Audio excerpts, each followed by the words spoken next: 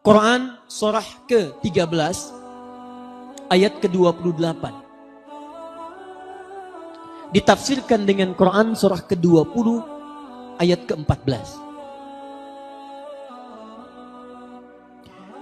Ala bidzikrillahi tatma'innul qulub. Yakinkan pada dirimu kalau zikirmu benar kepada Allah, maka dampaknya ke hati akan tenang. Tahan.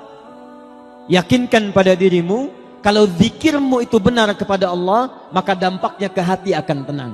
Bapak Ibu sekalian, ayat Quran surah ke-13 Ar-Ra'd ayat ke-28 menyampaikan orang yang zikirnya benar itu hatinya akan cenderung tenang.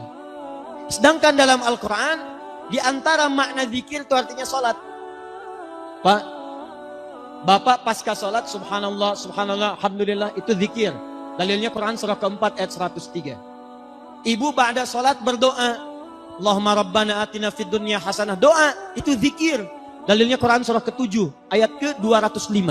Wadhkur rabbaka fi nafsika tadarruan wa khifatan wa dunal jahri minal qaul. Saat kita berdoa, ya Allah, ya Allah, ya Allah, itu zikir. Baca Quran. Ba'da salat Anda baca Quran.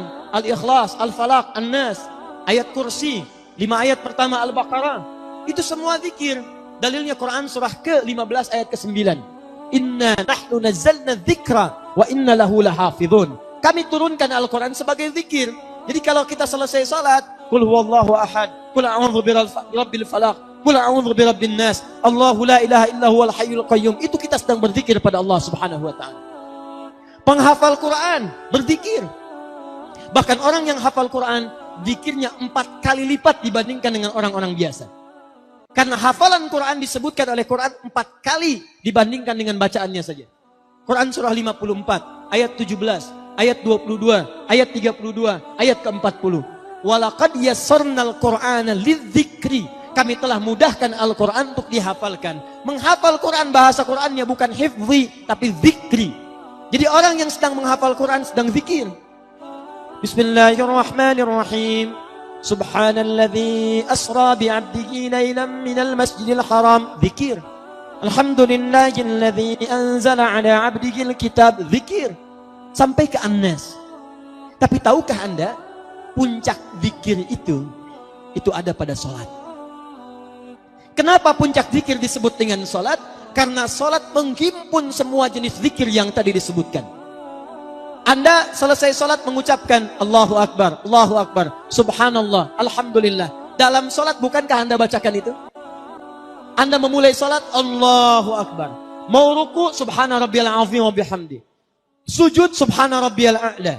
Kalimat-kalimat zikir yang biasa disebutkan muncul dalam sholat. Baca Quran itu zikir. Bukankah dalam sholat baca Quran? Al-Fatihah itu Quran. Setelah baca Al-Fatihah kita baca Quran. Berdoa itu zikir. Bukankah sholat disebut dengan doa? Ruku, doa. Duduk di antara 2 sujud, doa.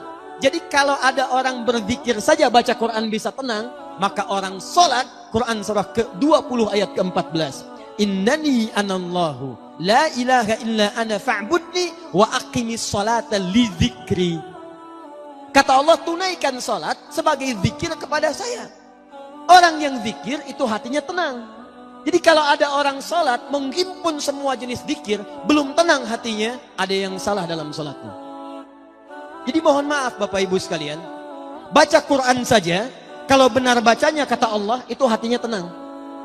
Ibu kalau nggak percaya silakan Bu ya. Akhir bulan sedang gelisah. Uang belanja belum datang. Belum gajian. Gelisah. Kata Quran gampang.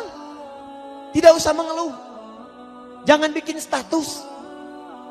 Ini gaji belum turun, nulis di Facebook. Belum gajian. Tungguin komennya. Buang-buang waktu. Kata Allah, kalau hati ingin tenang, ada 5 amalan di antaranya tadi. Baca Quran, buka mushaf, ambil wudhu, baca Quran. Saat Anda baca Quran, seketika ketenangan diberikan kepada kita. Tapi ada yang hebat. Ada satu amalan yang menghimpun semua jenis zikir. Quran dihimpun. Zikir bacaan kalimat thayyibah dihimpun. Hafalan Quran dihimpun. Apa itu? Sholat. Jadi kalau bapak dan ibu sehari minimal 5 kali sholat, tapi tidak memberikan ketenangan pada jiwa kita, itu ada yang salah dalam salatnya. Ada yang tidak tepat dalam penunaiannya.